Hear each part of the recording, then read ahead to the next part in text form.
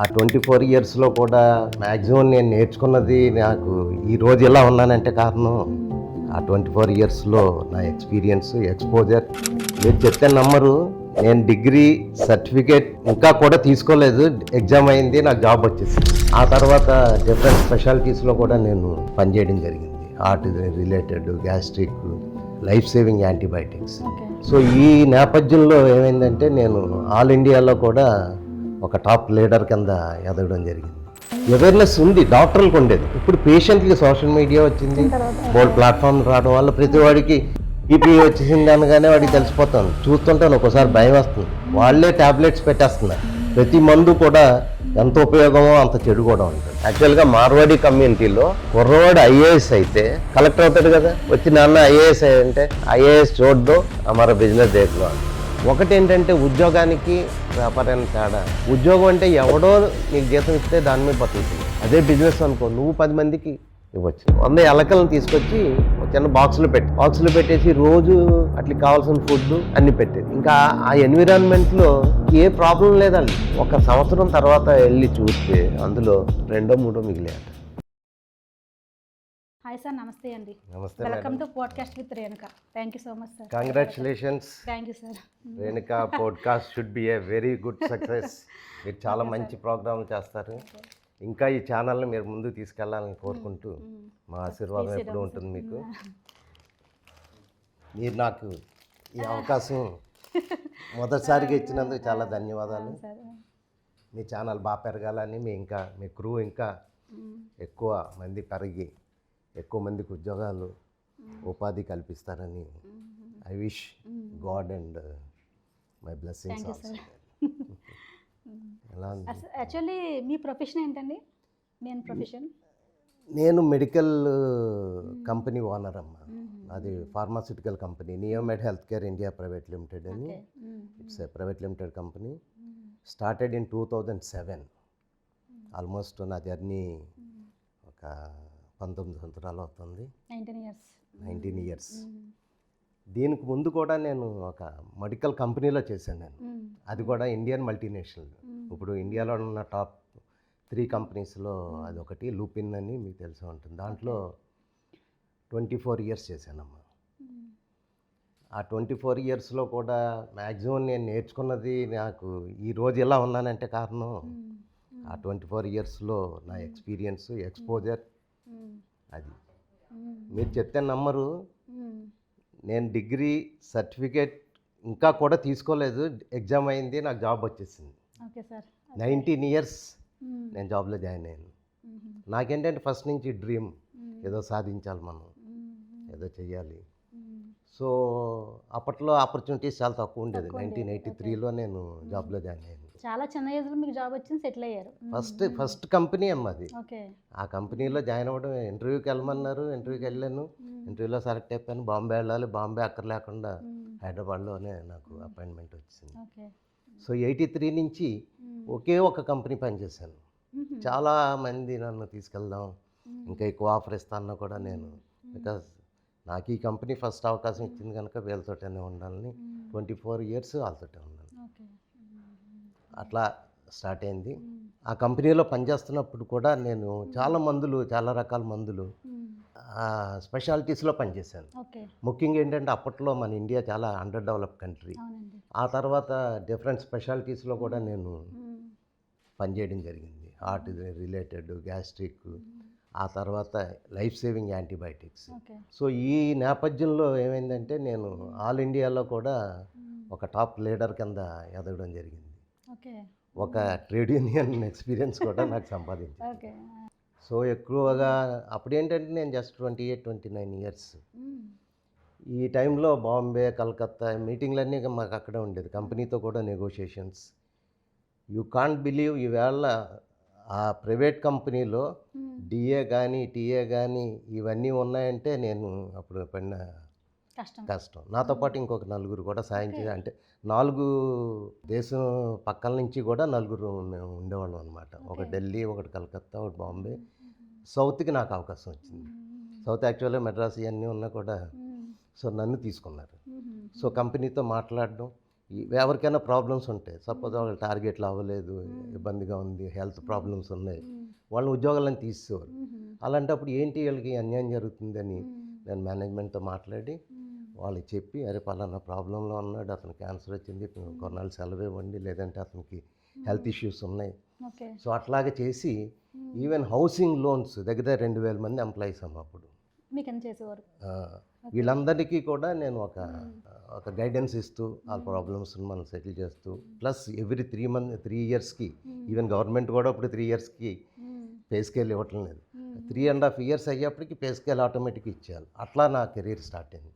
So దానివల్ల ఏంటంటే నేను ఎక్కువ మందితో ఇంటరాక్ట్ అవ్వడం, డిఫరెంట్ బాంబే, ఢిల్లీ, కలకత్తా ఇట్లాంటి పెద్ద ప్లేసుల్లో చాలా టాప్ ఐఏఎం అలాంటి వాళ్ళతో నేను ఎక్స్పీరియన్స్ సంపాదించి మాట్లాడడం, కానీ నాకంటూ ఏంటి ముందుకు నేను అలా వెళ్ళాలని అలా 17 సంవత్సరాలు నేను వాళ్ళ గురించి చేశాను.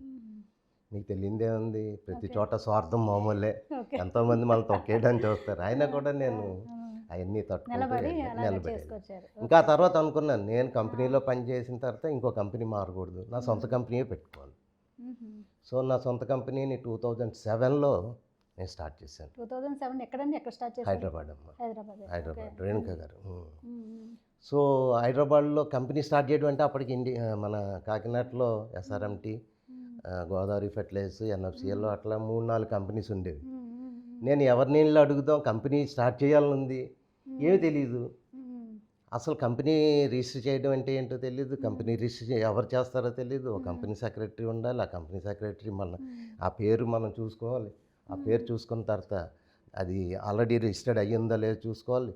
ఇట్లాగ అన్నీ చేసుకొని హైదరాబాద్లో రిజిస్టర్ చేశాను. నేను కొంతమంది ఫ్రెండ్స్ కూడా నాతో పాటు వచ్చారు. పార్ట్నర్స్ తోటి స్టార్ట్ చేశాను. యాక్చువల్గా పార్ట్నర్స్ వల్ల నేను, లేదంటే నా కంపెనీలో నేను ఇప్పటికే ఆల్ ఇండియా ప్రెసిడెంట్ కింద, వైస్ ప్రెసిడెంట్ కింద ఉండేవాడినేమో. అసలు యాక్చువల్ మెడికల్ కంపెనీలో చేశానన్నారు కదా. అవునమ్మా. లాస్ట్ 30 ఇయర్స్ నుంచి ఈ మధ్యన మెడికల్ కంపెనీ బాగా గ్రోత్ అవుతుంది. లాస్ట్లో అంత ఉండేది కాదు కదండి బిఫోర్. అప్పుడు అలా మీరు అప్పుడు బాగుండేదమ్మా, నేను చేసిన పెద్ద కంపెనీ కదా. అంటే అప్పట్లో ఎక్కువ మెడిసిన్స్ తక్కువ వాడేవారు కదా, దాని గురించి అంత నాలెడ్జ్ కూడా ఎవరికి లేదు. ఈ మధ్యన వచ్చిందండి నాలెడ్జ్, ఎందుకంటే ఇప్పుడు హెల్త్ ఇష్యూస్ కూడా ఎక్కువైపోయినాయి. అప్పుడు అంత ఉంది కదా, అప్పుడు ఎలా మీరు మేనేజ్ చేసేవారు? అప్పుడు డాక్టర్లకి అవేర్నెస్, డాక్టర్కి ఎప్పుడు తెలుసు కదా. మేము వెళ్ళి మా ఉద్యోగం ఏంటంటే యాక్చువల్ డాక్టర్కి వెళ్ళి, సపోజ్ నేను టీబీలో అంతకుముందు ఏదో 2 మాత్రలు వాడేసేవారు. మా కంపెనీ అప్పుడు 4 మాత్రలు షార్ట్ టర్మ్, అంటే 18 నెలలు 20 నెలలు ట్రీట్మెంట్ని 4 నెలలకి 6 నెలలకి తీసుకొచ్చారు. సో అది నేను డాక్టర్లు చెప్తాను కానీ తెలియదు కదా. డాక్టర్లు కూడా రాసుకునేవారు, 2 మంత్స్ ఇది వాడాలా, 4 మంత్స్ ఇవి వాడాలా, 6 మంత్స్లో టీబీ పోతుందా, సో ఇంక ఇంట్లో వాళ్ళు ఎవరికి స్ప్రెడ్ అవ్వదా. ఎందుకంటే అది చాలా అట్లా, అంటే నేను ఎక్కువ దాని గురించి మాట్లాడటం లేదు. అవేర్నెస్ ఉంది, డాక్టర్లకు ఉండేది. ఇప్పుడు పేషెంట్లకి సోషల్ మీడియా వచ్చింది, బోల్డ్ ప్లాట్ఫామ్ రావడం వల్ల ప్రతి వాడికి బీపీ వచ్చేసింది అనగానే వాడికి తెలిసిపోతుంది. లేకపోతే నేను చూస్తుంటాను ఒక్కోసారి భయం వస్తుంది, వాళ్ళే ట్యాబ్లెట్స్ పెట్టేస్తున్నారు. అట్లా వాడకూడదమ్మా. డాక్టర్ ప్రిస్క్రిప్షన్ లేకుండా, డాక్టర్ సంబంధం, డాక్టర్తో కన్సల్టేషన్ లేకుండా ఏ మందులు వాడకూడదు. ప్రతి మందు కూడా ఎంత ఉపయోగమో అంత చెడు కూడా ఉంటుంది. సురేష్ గారు, ఇప్పుడున్న యంగ్స్టర్స్కి ఏమన్నా బిజినెస్ స్టార్ట్ చేయాలంటే మీరు ఇచ్చే సజెషన్ ఏంటి? ఒక స్టార్టప్ కంపెనీ అంటే చాలా ప్రాబ్లమ్స్ ఉంటాయి, అసలు ఎవరికీ తెలియదు ఇది.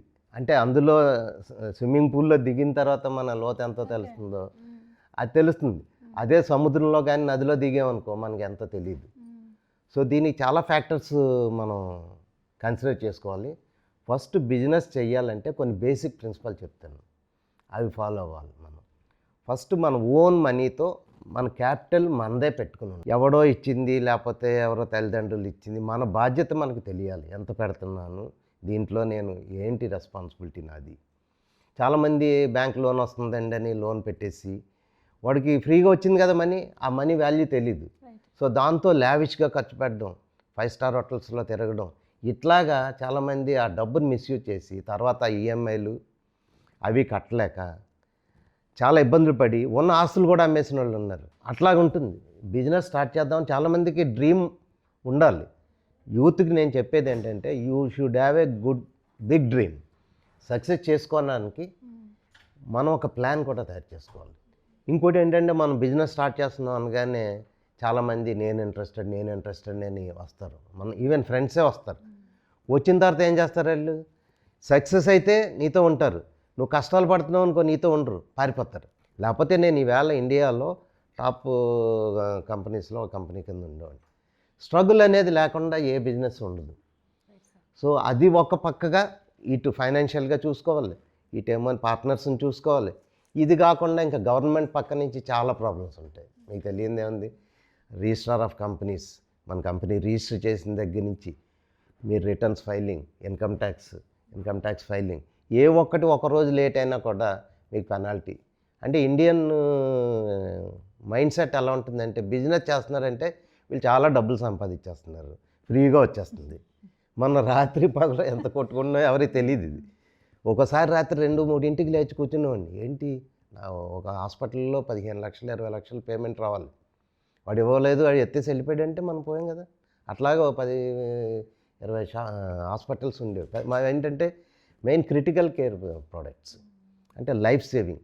చాలామంది మందుల కంపెనీ అంటారు, మందుల కంపెనీల్లో చాలా రకాలు ఉన్నాయి. కొన్ని ప్రాణాలు కాపాడే మందులు తయారు చేసేవాళ్ళు ఉన్నారు, లేదంటే బలానికని, లేకపోతే మొహం తెల్లగా ఉండడానికని, లేకపోతే జుట్టు పెరగని, ఇలాంటివి కాదు నేను చేసేవన్నీ, అన్ని లైఫ్ సేవింగ్ డ్రగ్స్. ఇవి నేను ఈవేళ 17 సంవత్సరాల క్రితం పెట్టిన మందులు ఈవేళకి కూడా అవే టాప్ మందుల కింద ఉన్నాయి. అంటే నేను అంత ఫోర్కాస్ట్ చేసి అప్పట్లో ఆ ప్రొడక్ట్స్ ప్లాన్ చేయడం వల్ల ఈరోజు కూడా నేను నిలబడగలను. ఇప్పుడు కొత్త మందులు రావటం లేదు, రీసెర్చ్ జరగటం లేదు. రీసెర్చ్ చేయాలంటే ఒక కంపెనీ రావాలంటే దగ్గర ఒక ప్రోడక్ట్ లాంచ్ చేయాలంటే కొన్ని 100 కోట్లు అవుతుంది. పేషెంట్లు మీరు ట్రై చేయాలి, పేషెంట్లు ఎవరు ఒప్పుకోరు, ఎవరు ఒప్పుకుంటారు, మేము ఏది కొత్త మంది వేస్తాం అంటే అదేదో అలా చేయాలి. సో కొత్త డ్రగ్స్ రావడం తగ్గిపోయింది. సో నేను మెయిన్ ఏంటంటే నా మందులన్నీ కూడా antibiotics, life saving. Suppose patient ఎవడో రోడ్డు మీద యాక్సిడెంట్ అయిపోయింది, హెడ్ ఇంజరీ అయిపోయింది. ఆ హెడ్ ఇంజరీ అయినప్పుడు ఆ మందులు ఇమీడియట్గా ఇవ్వాలి. నువ్వు 4 రోజుల తర్వాత 3 రోజుల తర్వాత ఇస్తానంటే ఈ లోపల పేషెంట్ చచ్చిపోతాడు. సో అట్లాంటి డ్రగ్స్ బాగా బ్రాడ్ స్పెక్ట్రమ్, అంటే ఇవ్వగానే ఇంజెక్షన్ ఇవ్వగానే వెంటనే రిలీఫ్ వచ్చేవి, అట్లాంటివి మేము పెట్టడం జరిగింది. సో అందుకనే నేను సక్సెస్ అయ్యాను. నాతో పాటు చాలామంది దగ్గర 100 మంది నాతో పాటు స్టార్ట్ చేశారు. వాళ్ళలో 90 మంది ఇప్పుడు కంపెనీలు మూసుకుని వాళ్ళ ఆస్తులు అమ్ముకుని. ఎక్కువ ఏంటంటే మోసాలు ఎక్కువ ఉంటాయండి, ఏ బిజినెస్లో అయినా మోసం. నిన్ను నువ్వే నమ్ముకోకూడదు. నువ్వు ఎలా ముందుకు వెళ్తున్నావంటే వెనక నుంచి ఎవడొకడు నేను పొచ్చేయచ్చు. అంత జాగ్రత్తగా ఉండాలి, ముందుకు వెళ్తూ ఉండాలి, వెనకని కాపాడుకుంటూ ఉండాలి. సో ఈ విధంగా బిజినెస్ స్టార్ట్ చేసి నేను మెయిన్ ఎంటర్ప్రీనర్స్కి, యంగ్ స్టార్టప్ పెట్టుకునే వాళ్ళు చెప్పేది ఏంటంటే, డ్రీమ్ బిగ్, మంచిగా ఆలోచించండి, ఆ ప్రాజెక్ట్ గురించి కంప్లీట్ నాలెడ్జ్ తెచ్చుకోండి. అంతేకాని వాడు బీటెక్ చదివి వాడేమని ఇటుకల వ్యాపారం అయితే పర్వాలేదు, బిల్డింగ్ వ్యాపారం అయితే పర్వాలేదు, వాడు కెమికల్ దాంట్లోకి లేకపోతే ఇంకో దాంట్లోకి లేకపోతే బియ్యం వ్యాపారంలోకి వెళ్తే వాడు చేయలేడు. నీకున్న ఫీల్డ్లో నువ్వు నాలెడ్జ్ తెచ్చుకో, అప్పుడు దాని గురించి ఒక మార్కెట్ సర్వే చేయి.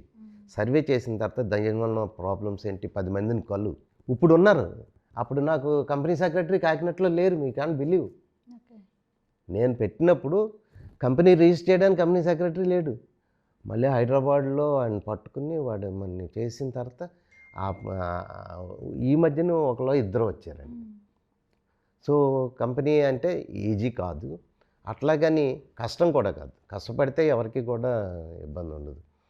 సో స్టార్ట్ చేయండి, దెబ్బలు తినండి, కింద పడిపోండి, మళ్ళీ లేవండి, మళ్ళీ పడిపోండి, మళ్ళీ లేవండి. ఈ విధంగా అయితే ఒకటేంటంటే ఉద్యోగానికి వ్యాపారానికి తేడా, ఉద్యోగం అంటే ఎవడో నీకు జీతం ఇస్తే దాని మీద బతుకుతున్నావు. అదే బిజినెస్ అనుకో, నువ్వు 10 మందికి ఇవ్వచ్చు. నేను ఎందుకంటే 2 చేశాను కానీ నేను చెప్తున్నా. అంతకుముందు నెల అయ్యేప్పటికీ శాలరీ వచ్చేసింది అని చూసుకునేవాడిని. ఇప్పుడు నెల అవుతుందంటే అరే శాలరీ ఎంతమందికి ఇవ్వాలి, ప్యాకేజీ అంతా, నేను ఇప్పుడు వాళ్ళ గురించి కొట్టుకుంటున్నాను. అంతకుముందు నా గురించి కొట్టుకునేవాడిని, ఇప్పుడు వాళ్ళ గురించి కష్టపడుతున్నాను. మీరు చేసిన బిజినెస్లో మీకు హ్యాపీయెస్ట్ మూమెంట్ ఏమైనా ఉందా? డెఫినెట్గా ఉంటుందమ్మా హ్యాపీ బిజినెస్. మాకు మెడికల్ కంపెనీలో డాక్టర్ ప్రిస్క్రిప్షన్, అంటే నా మందులు ఉంది, నాది నియోపెనమ్ అని ఒక ఇంజెక్షన్ ఉంది, అది బ్రెయిన్లో కానీ లంగ్ ఇన్ఫెక్షన్లో కానీ సీరియస్ కేసులో. సడన్గా నేను హాస్పిటల్కి వెళ్ళాను, ఆ పేషెంట్ నా ఇంజెక్షన్ పట్టు తిరుగుతున్నాడు. వెంటనే ఏంటి బాబు ఇలా తీసుకుని చూసేటప్పటికి నియోపెనమ్ అని ఉంది. సో అంతకన్నా ఆనందం ఒక మెడికల్ కంపెనీకి ఇంకేం ఉండదు. మన మందులు మీరే చూడండి, మీరు ఒక ఏ కూల్ డ్రింకో కోకో కోలా ఏదో తయారు చేశారు.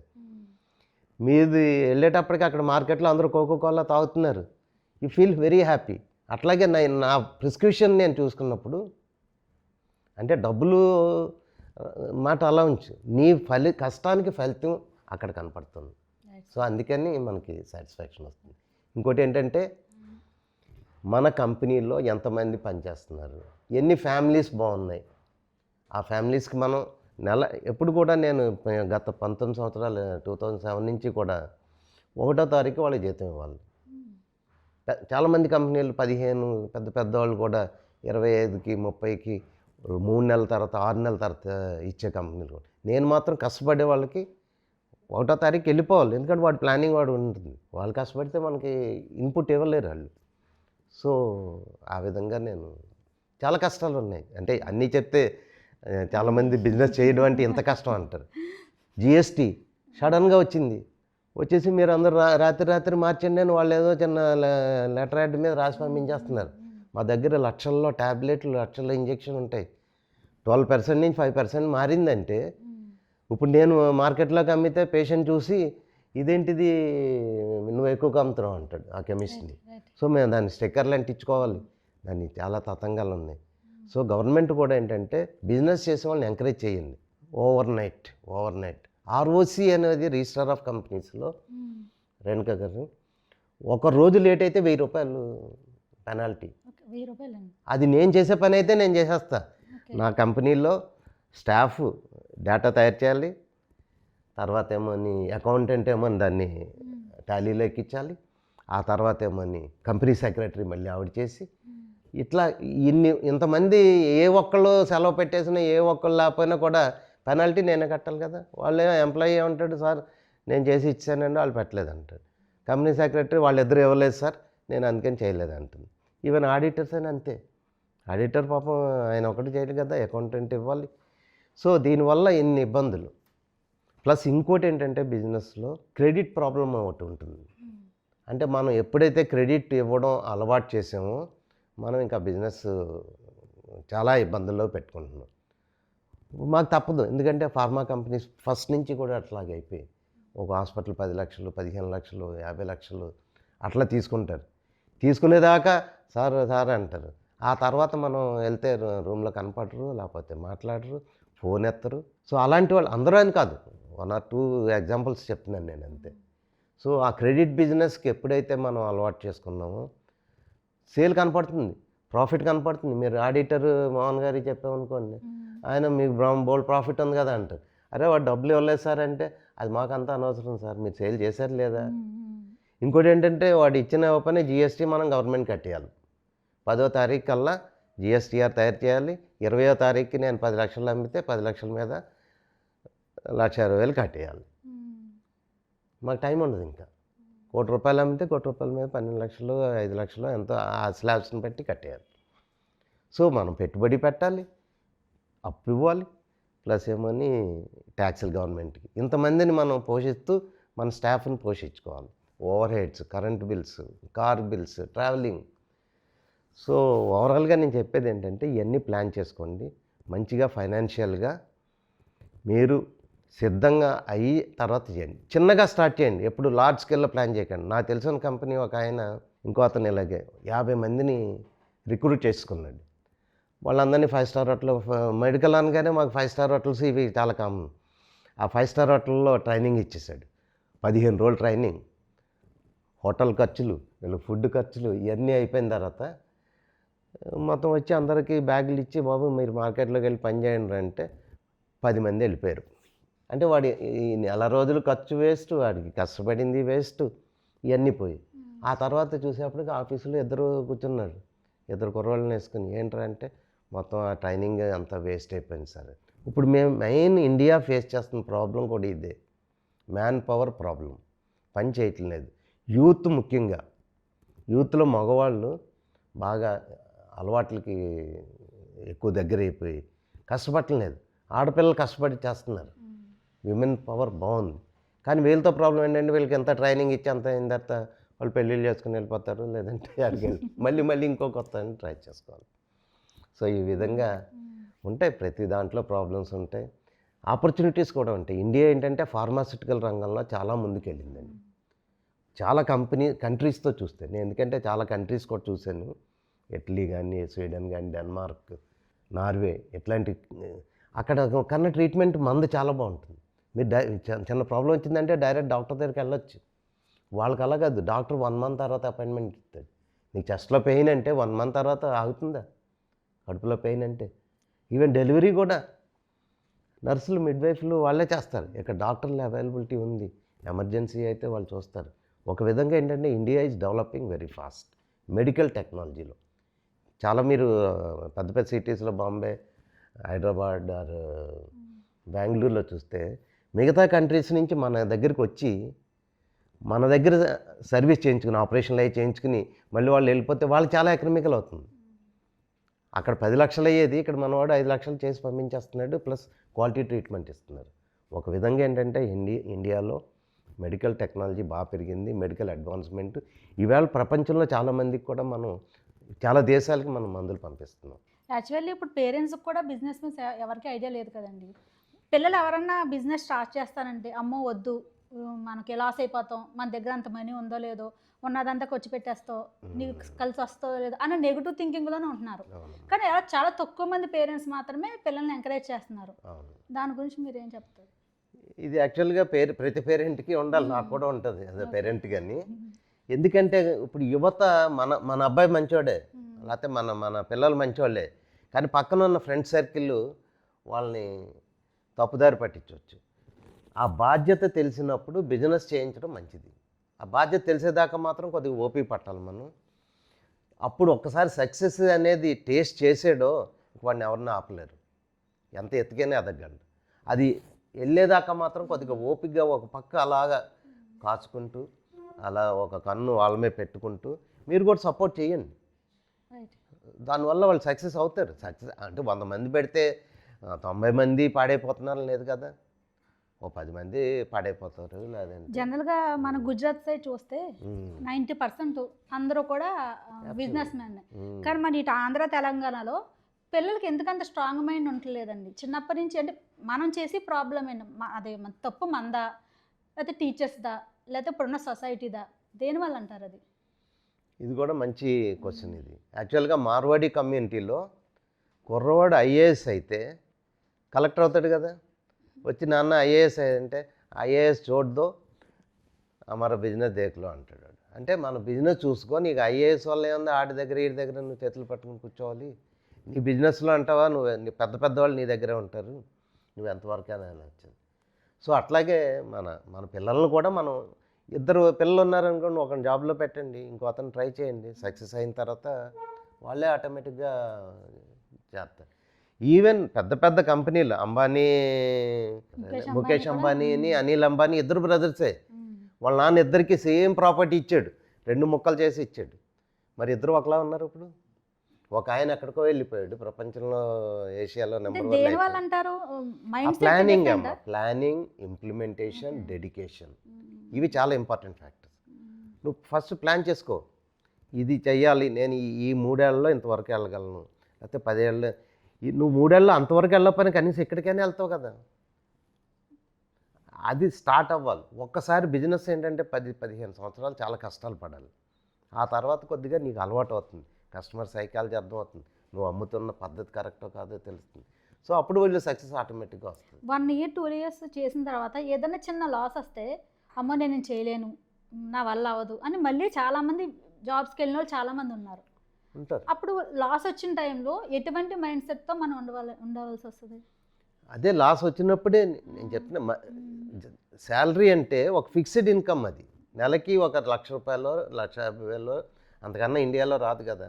ఏదో ఫారిన్ కంట్రీ వెళ్తే వాళ్ళకి ₹1,00,00,000 దాకా రావచ్చు, అమెరికా కానీ యూరప్ కానీ. అక్కడ ఇండియాలో మ్యాక్సిమం 2 lakhs, కొత్తగా జాయిన్ అయినోడైతే 40,000, 30,000. సో నువ్వు మళ్ళీ జాబ్లోకి వెళ్ళడానికి ఎప్పుడైనా నీకు అవకాశం ఉంది, కానీ వదిలేకు, బిజినెస్ వదిలేకు. నువ్వు ఎక్కడ తప్పు చేస్తున్నావో ఆలోచించు, దాన్ని కరెక్ట్ చేసుకో. లేదంటే నీకు అవసరం అయితే ఎవరిదైనా అడ్వైస్ తీసుకో, నువ్వు మళ్ళీ రికవర్ అవుతావు. ఓకే, ఎటొచ్చి నీకు బిజినెస్ మైండ్ ఉండాలి. ఇంకోటి ఏంటంటే మనం బిజినెస్ రాగానే డబ్బులు వస్తుంటాయండి ఈ పిల్లల్లో. ఇప్పుడు నా దగ్గర నాకు ఒక 10 లక్షల కలెక్షన్ వచ్చింది అనుకో, నేను పట్టుకెళ్ళిపోయినా అక్కడ బ్యాంకాక్, సింగపూర్ వెళ్ళను నేను. మళ్ళీ ఇంకో ప్రోడక్ట్ ఏం డెవలప్ చేద్దామా, ఇంకోటి ఏం చేద్దామని చూస్తాను. అదే నా పిల్లలు అనుకోండి, 20 ఏళ్ళ కుర్రాడికి, 25 ఏళ్ళ కుర్రాడికి ఒకసారి 10 లక్షలు పర్లేదులే, ముందు బ్యాంకాక్ వెళ్ళి వచ్చేద్దాం, సింగపూర్ వెళ్ళొద్దాం, ఎంజాయ్ చేసేద్దాం. అక్కడ బ్యాంకాక్ వెళ్ళడంతో 5 లక్షలు అయిపోయింది. ఆ 5 లక్షలతో నీకు ఇక్కడ పేమెంట్స్ కట్టరు వీళ్ళు. కట్టకపోతే వీళ్ళకి ఏమని. ఇప్పుడు యూత్ ఎవరైనా సరే వచ్చేది ఒక ₹1,00,000 జీతం అయితే ఇంకొక ₹1,00,000 ఫోన్ కొనేస్తారు, ఇంకో ₹1,00,000 కార్ కొనేస్తారు. ఫైనాన్షియల్ ప్లానింగ్ అసలు ఎవరికి ఉండలేదండి. అది ఎలా ప్రాబ్లం ఎందుకు వచ్చింది? మనం వాళ్ళు చెప్పలేదు. మనం ఏం చెప్తున్నాం, నా దగ్గర ఎంత డబ్బులు ఉన్నాయి, 50 ఎకరం భూమి ఉంది, లేకపోతే మన ఇల్లు ఉన్నాయి, 4 ఫ్లాట్లు ఉన్నాయి అనేప్పుడు కుర్రాడికి సెక్యూర్ అని, నేను కష్టపడకపోయినా పర్వాలేదు, నేను మా అమ్మ నాన్న బాగా గణించారు, వాళ్ళ డబ్బులు నేను ఎంజాయ్ చేయగలను, ఈ పద్ధతిలోకి వెళ్ళిపోతారు. దీని మీద ఒక ఎగ్జాంపుల్ చెప్తాను నేను, ఇది కామెడీ. అది ఒక 100 ఎలకలను తీసుకొచ్చి ఒక చిన్న బాక్సులో పెట్టేశారట. బాక్సులో పెట్టేసి రోజు వాటికి కావాల్సిన ఫుడ్డు అన్నీ పెట్టారు. ఇంకా ఆ ఎన్విరాన్మెంట్లో ఇంక ఏ ప్రాబ్లం లేదు వాళ్ళకి. ఏదో పాము వచ్చి తినేస్తుందో లేకపోతే ఇంకోటి పిల్లి కొరికేస్తుందని ఏం భయం లేదు.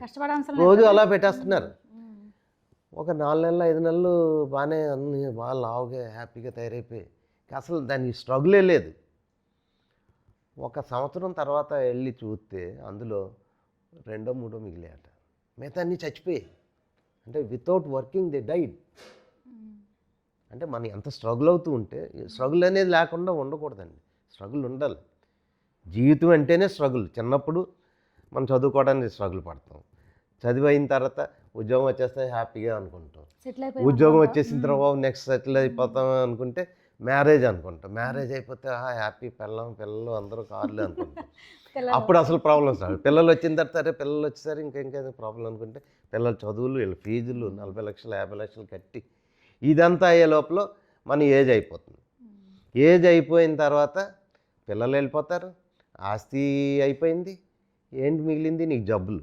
అందుకనే మనం fitness is also important. Actually మీకు ఇంకో పేరు ఉందని నేను విన్నానండి, యోగా సురేష్ గారు, ద బిగ్గెస్ట్ నేమ్. ఆ పేరు మీకు ఎలా వచ్చింది? అసలు మీరు యోగా మీద అంత పట్టుదలగా ఒక ఫ్రీగా చెప్తున్నారని కూడా నేను విన్నాను.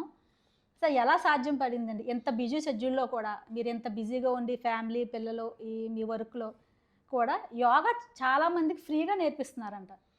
అది అసలు ఆలోచన ఎలా వచ్చింది? ఇప్పుడే చెప్తున్నాను కదా, ఫిట్నెస్ ఇంపార్టెంట్. నేను 23 ఏళ్ళకి నేను యాక్చువల్గా నేను రన్నింగ్ అయ్యి చేసేవాడిని. పిఆర్ కాలేజీలో చదువుతున్నప్పుడు జాగింగ్ చేసేవాడిని. ఒక ఫ్రెండ్ నేను స్టార్ట్ చేసాము. అప్పుడు ఎర్లీ మార్నింగ్ లేవడం, నాకు కుర్రాడిని కదా, లేవడం ఇబ్బంది. వాడికేమని లేవడం అలవాటు. వాడు వచ్చి నన్ను మార్నింగ్ లేపి నన్ను తీసుకెళ్ళేవాడు 5ంటికి. అరే ఏంట్రా వీడు నన్ను రోజు 5ంటికి వచ్చి లేపేస్తున్నాడు అని చెప్పి నేను ఇంకో ఇంటికి వెళ్ళిపోయి మా సిస్టర్ వాళ్ళ ఇంట్లో పడుకున్నాను, to avoid that fellow. So అక్కడికి వచ్చేసాడు వాడు. వచ్చి అరే నువ్వు రాలేదేంట్రా అని. ఆ తర్వాత నాకు ఇంకా ఒక వారం రోజులు 10 రోజులు ఉంటుంది ఏదైనా ప్రాబ్లం. ఆ తర్వాత ఇంకా నాకు అలవాటు అయిపోయింది రన్నింగ్. పిఆర్ కాలేజీ మొత్తం 10 రౌండ్లు వేసేవాడిని. సో ఆ టైంలో అతను మానేసాడు తర్వాత కొన్నాళ్ళకి, నేను మాత్రం కంటిన్యూ అయిపోయాను. సో చూశాను ఈ రన్నింగ్ కన్నా ఏంటి ఇంతకన్నా మంచి ఫిట్నెస్ కావాలి కదా. ఫస్ట్ ఫిట్నెస్ ఫ్రీక్ నేను. ఏం చేయాలనేప్పటికీ ఒక యోగా క్లాస్కి వెళ్దామని అక్కడ డాక్టర్ కేవీ రామరాజు గారు అని ఆయన మా యోగా గురువు. ఆయన ఫస్ట్ గురువు ఆయన 101 సంవత్సరాలు బతికారు. సో ఆయన దగ్గర ఒక 40-50 మంది అలా చేసేవారు. ఆ తర్వాత నేను ఇంకా చేసుకోవడం మొదలెట్టి నేను 2000 ఐ థింక్ 2000లోనూ క్షత్రియ పరిషత్ అని వాళ్ళు కళ్యాణ మండపం ఇచ్చారు. ఆ కళ్యాణ మండపంలో చెప్పండి దగ్గర 100 మంది పైన పెద్దవాళ్ళు ఆఫీసర్లు అందరూ వచ్చేవారు. చాలా హెల్తీగా ఉండేవి, మెయిన్ లేడీస్ కూడా ఎక్కువ వచ్చేవారు. సో అట్లా స్టార్ట్ చేశానండి.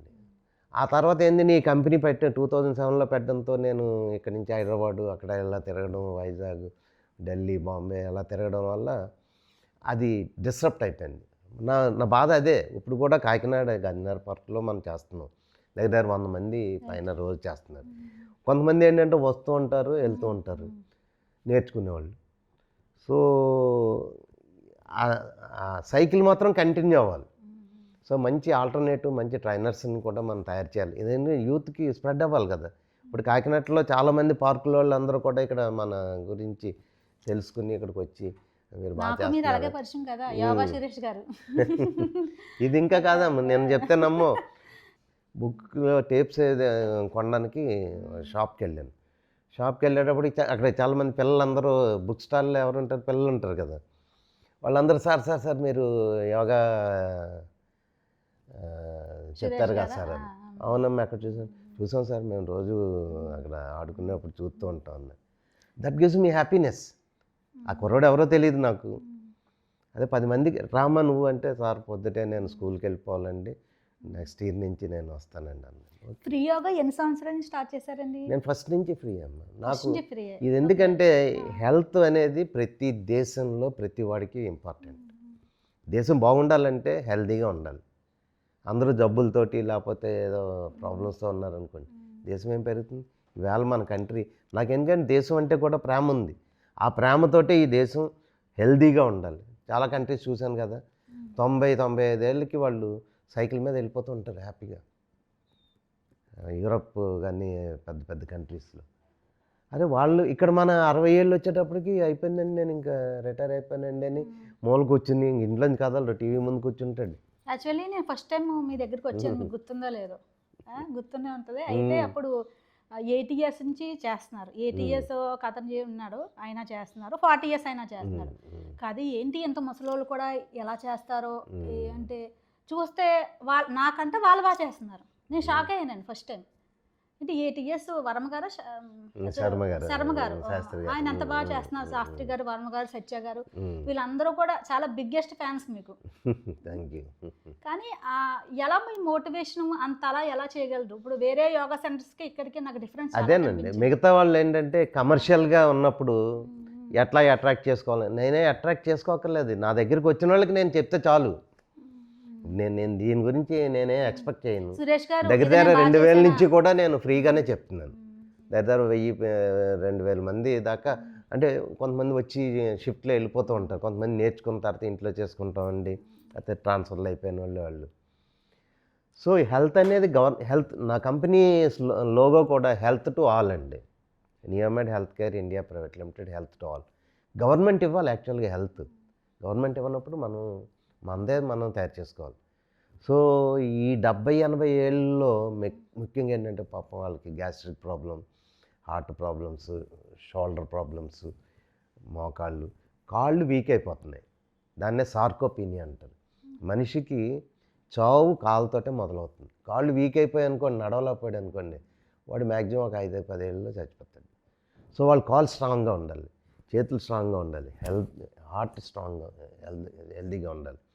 మిగతా అన్నీ జాయింట్లు అన్నీ కూడా వాడు పని వాడు చూసుకుంటే హ్యాపీ కదా. ఆ ఉద్దేశంతో నేను ఫ్రీగా కోచింగ్ ఇవ్వడం అనేది. Actually before corona, after Covid, before Covid చూస్తే మనకి జిమ్స్ పెరిగినాయండి, జిమ్ సెంటర్స్ పెరిగినాయి. పార్క్ అంతా ఖాళీ ఉండలేదు, ఏ పార్కు ఖాళీ ఉండలేదు. Morning 8 to 9, 5 to 9 yoga centres కూడా పెరిగినాయి. కానీ ఫుడ్ మీద ఎటువంటి అవగాహన ఎవరికి రాలేదు, ఎందుకంటారు?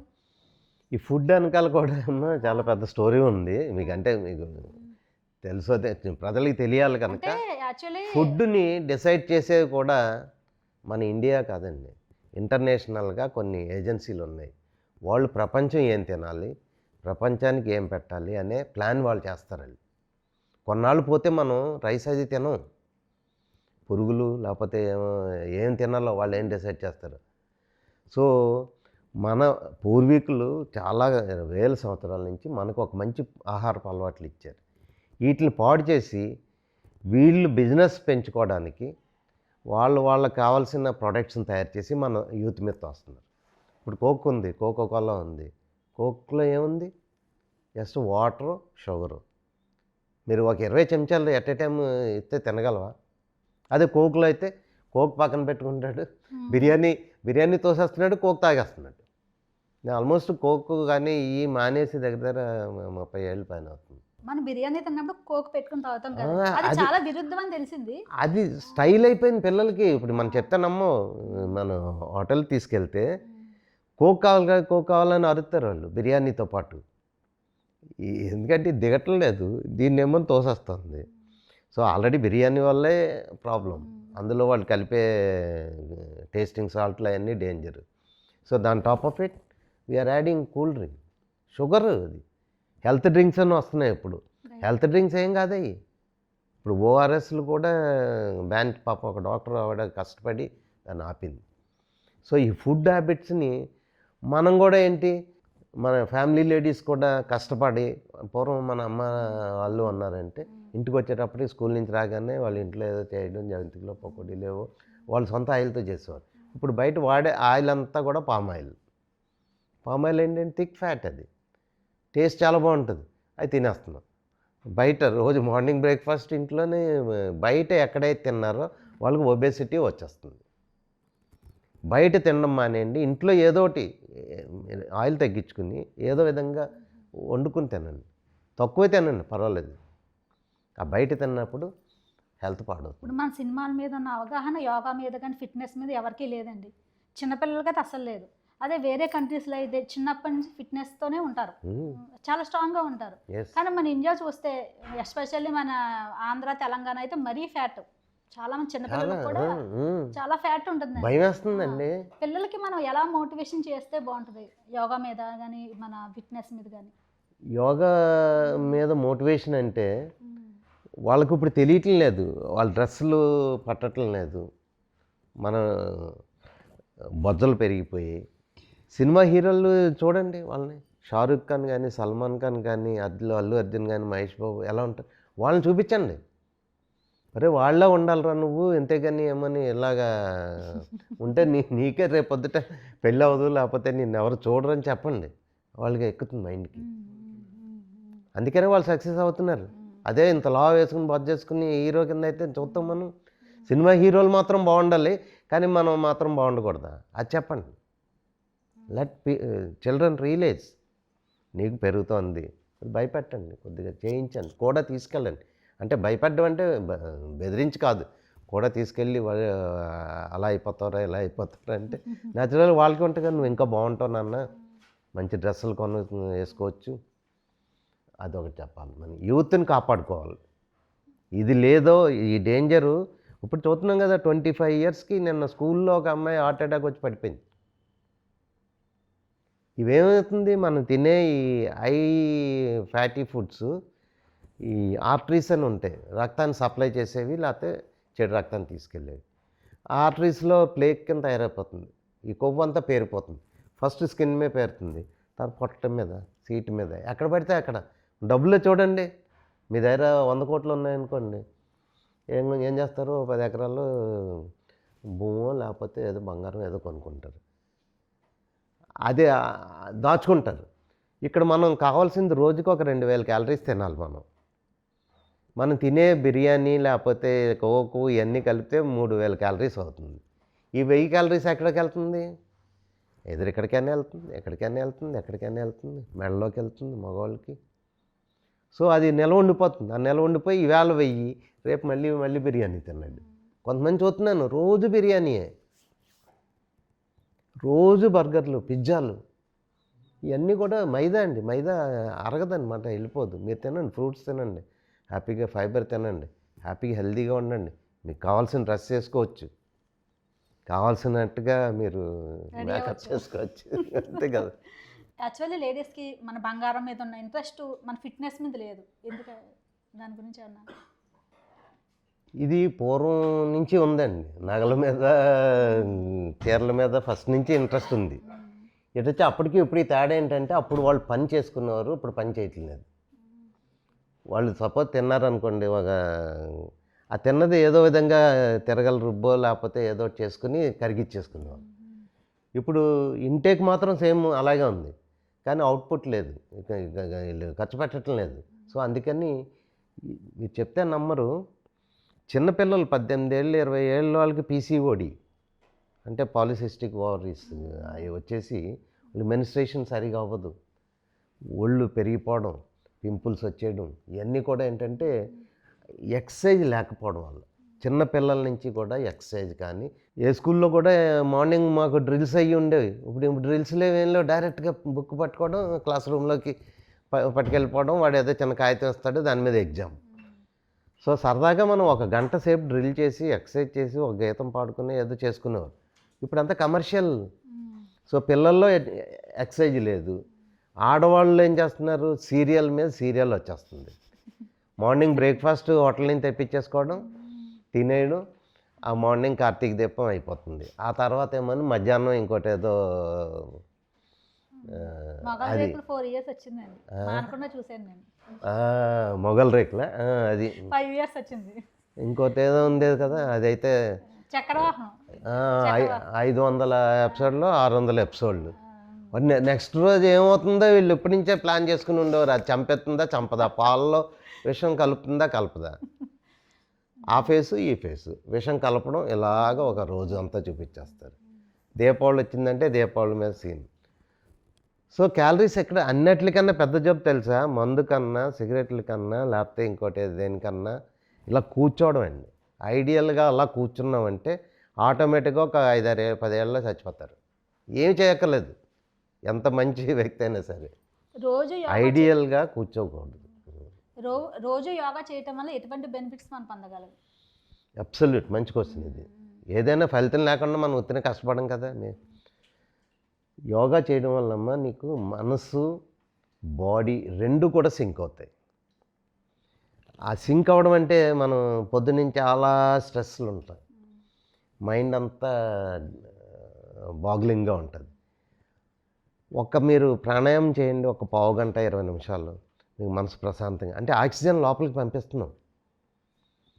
లేదు మీరు రోజంతా పని చేయాలి, మీరు రోజుకు ఒక గంట పని చేయండి, యోగా చేయండి. యోగా అని చెప్తాను నేను, ఎందుకంటే మిగతా అన్నీ చూసిన తర్వాత. నేను జిమ్కి వెళ్ళేవాడిని, కాకినాడలో జిమ్ పెట్టగానే ఫస్ట్ నేనే వెళ్ళి జాయిన్ అయిపోయాను. రన్నింగ్ చేసేవాడిని, క్రికెట్ ఆడేవాడిని, స్పోర్ట్స్ ఆడేవాడిని. కానీ అన్నట్లోకి ది బెస్ట్ ఏంటంటే యోగా. ఇది మన ఋషులు కొన్ని వేలు సంవత్సరాలు, పతంజలి గారికి అందుకని రోజు పొద్దుటే నేను దండం పెట్టుకుని అప్పుడు నా పని స్టార్ట్ చేస్తాను. ఆయన అప్పట్లో చెప్పకపోతే, అంటే ఏ పార్ట్ కూడా మీకు అనుకూలంగా పనిచేయాలంటే యోగా ఒకటే అండి. యోగాలో మేము చెప్పే యోగా కూడా ప్రతి తల వెంట్రుక దగ్గర నుంచి కాలు బొట్టన వేలు దాకా ఎన్ని పాటల్ని మనం, అదే చూడండి, జస్ట్ స్మాల్ ఎగ్జాంపుల్ చెప్తాను. కారు కొన్నారు, మంచి కారు, అక్కడ పెట్టేశారు.